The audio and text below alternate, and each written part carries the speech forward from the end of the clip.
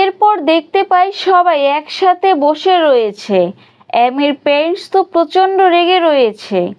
তো অ্যামির প্যারেন্টস জিজ্ঞেস করে, ছেলেটি কে, কবে থেকে তোমরা রিলেশনে আছো? যাই হোক, তোমার এই সম্পর্ক আমরা মানি না। আমরা তোমার জন্য অনেক রিচ একজন ছেলেকে পছন্দ করেছি, আর তাকেই তোমাকে বিয়ে করতে হবে।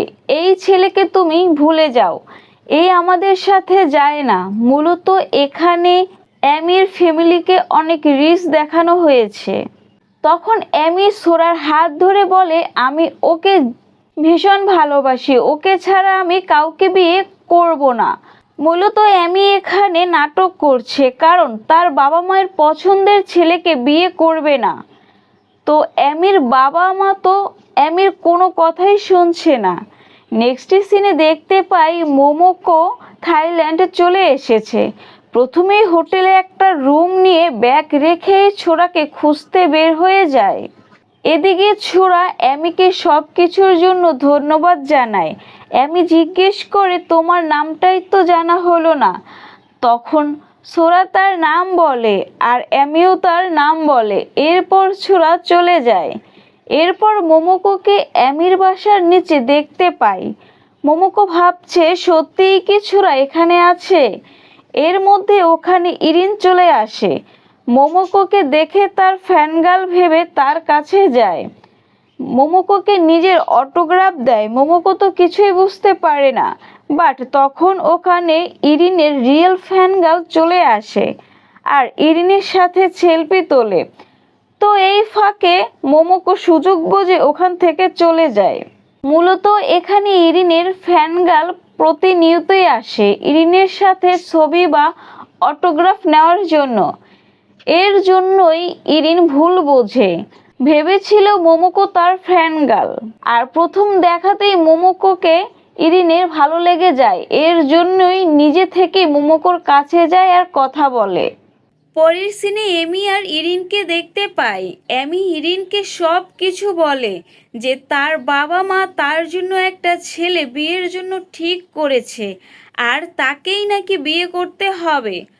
তো ইরিন বলে, তুমি যদি এই সমস্যা থেকে বের হতে চাও তাহলে কিছুদিনের জন্য একটা ফেক বয়ফ্রেন্ড বানাও। এমি বলে, ফেক বয়ফ্রেন্ড বানানোর জন্য কোথায় পাবো ছেলে? তখনই ওখানে ছোড়াকে দেখে তাদের কাছে ডাকে। মূলত ছোড়া ব্যাংকের সামনেই বসেছিল। তো একটু যে সামনে আগায় তখনই এমি ছোড়াকে দেখে ডাকে। তো এমি বলে ছোড়াকে, দেখো তুমি থাইল্যান্ড কী কাজে এসেছো তা তো আমি জানি না, বাট আমার যদি একটা হেল্প করো তাহলে আমি তোমার কাজেও হেল্প করব।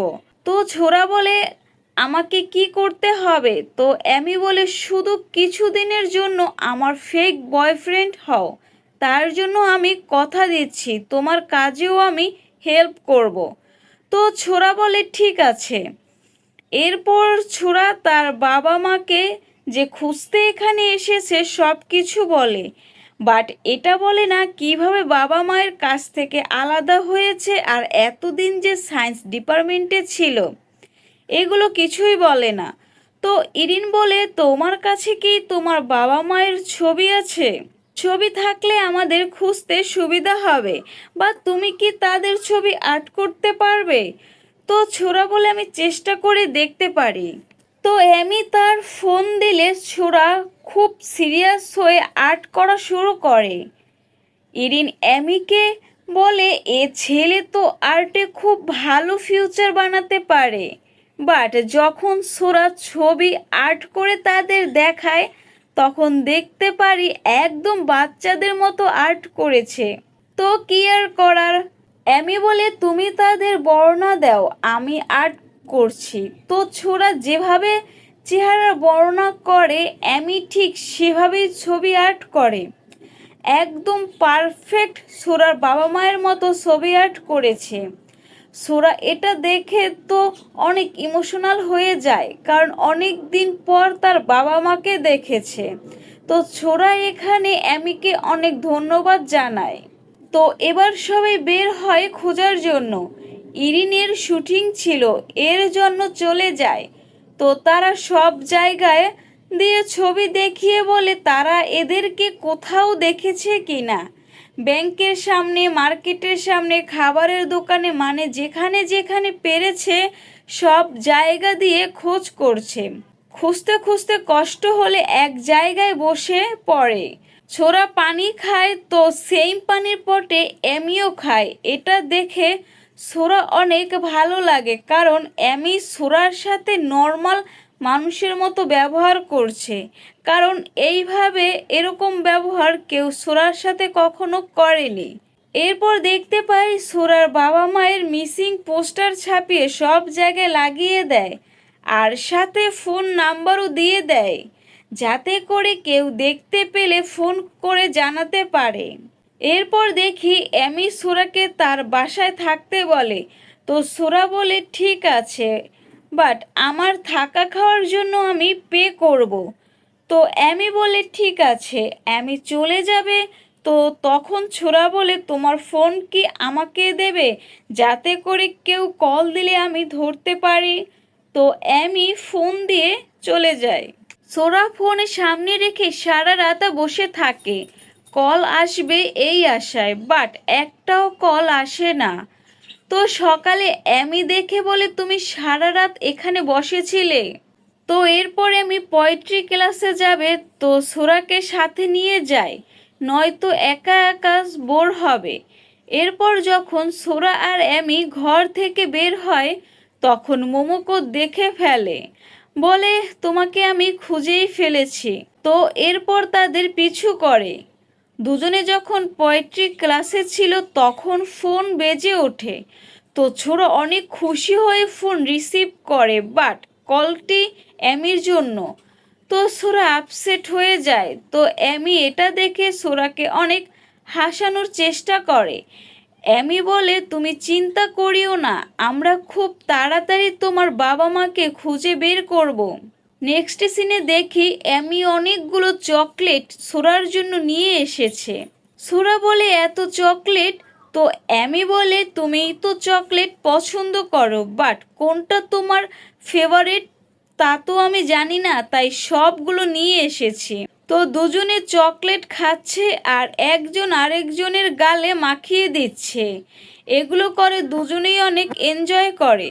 দূর থেকে মোমোকো এগুলো দেখে অনেক ভালো লাগে, কারণ ছোরা অনেক হাসি খুশি আছে। বাট এরপরেই মন খারাপ হয়ে যায়, কারণ সোরাকে এমির সাথে দেখে। তো মোমোকো মন খারাপ করে ওখান থেকে চলে যায়। মোমোকো যাচ্ছে আর পিছন থেকে ইরিন কাঁধে হাত রাখে। তো মোমোকো সেই একটা পাঞ্চ মারে আর বলে তুমি কেন আমার পিছু করছো। তো ইরিন বলে আমি সেই যে যার সাথে তোমার সকালে দেখা হয়েছিল, যে তোমাকে অটোগ্রাফ দিয়েছিল। তো এটা শুনে ছেড়ে দেয়। মোমোকো বলে তুমি আমার পিছু কেন করছো। তো ইরিন বলে তোমাকে দেখে আমার মনে হলো তুমি আপসেট আছো, তাই তোমার কাছে কথা বলতে এসেছি। তো মোমোকো বলে আমি আপসেট তাতে তোমার কি। ইরিন বলে এখনো তো কিছু না হতে কতক্ষণ। তো ইরিন তার ফিলিংস বলতে শুরু করে, আসলে তোমাকে প্রথম দেখায় আমি ভালোবেসে ফেলেছি। তো মোমোকো এসব কথা পাত্তা না দিয়ে চলে যাচ্ছে। তখন ইরিন বলে ওই দিকে যেও না, ওই দিকে রিপোর্টার্স আছে। তো এটা শুনে মোমোকো জোরে চিল্লাতে থাকে এখানে ইরিন আছে। এটা শুনে ইরিন ওখান থেকে পালিয়ে যায়। এগুলো দেখে মোমোকো হাসতে থাকে, বাট পরক্ষণেই আবার আপসেট হয়ে যায় সোরার কথা ভেবে। এদিকে দেখতে পাই এমি ফোনে কথা বলছে অনেক খুশি হয়ে। ছোরা আসলে বলে বেকারি শপ থেকে কল এসেছে, তারা নাকি তোমার বাবা মাকে দেখতে পেয়েছে। এরপর যখনই দেখতে পাবে তারা ফোন করে জানাবে। তো ছোরা এটা শুনে এত পরিমাণে খুশি হয় যে গিয়ে এমিকে জড়িয়ে ধরে। এতটা দুজনে লজ্জা পায় যে কেউ কারোর দিকে তাকাতেই পারে না। নেক্সট ডেতে দেখতে পাই এমি সোরাকে নিয়ে রেস্টুরেন্টে এসেছে, কারণ এমির বাবা মা আজ কেভিনের সাথে এমির পরিচয় করিয়ে দেবে। তো এমিও সোরাকে সাথে নিয়ে আসে নিজের বয়ফ্রেন্ড বানিয়ে। যাতে করে কেভিন এমিকে অপছন্দ করে। তো এমি সোরাকে বলে, আজ তোমাকে খুব সুন্দর করে আমার বয়ফ্রেন্ডের অভিনয় করতে হবে, যাতে করে কেভিন এই বিয়েটা ভেঙে দেয় আর আমাকেও এই বিয়েটা না করতে হয়। সোরা বলে, ঠিক আছে, তুমি যেভাবে বলবে আমি তাই করব।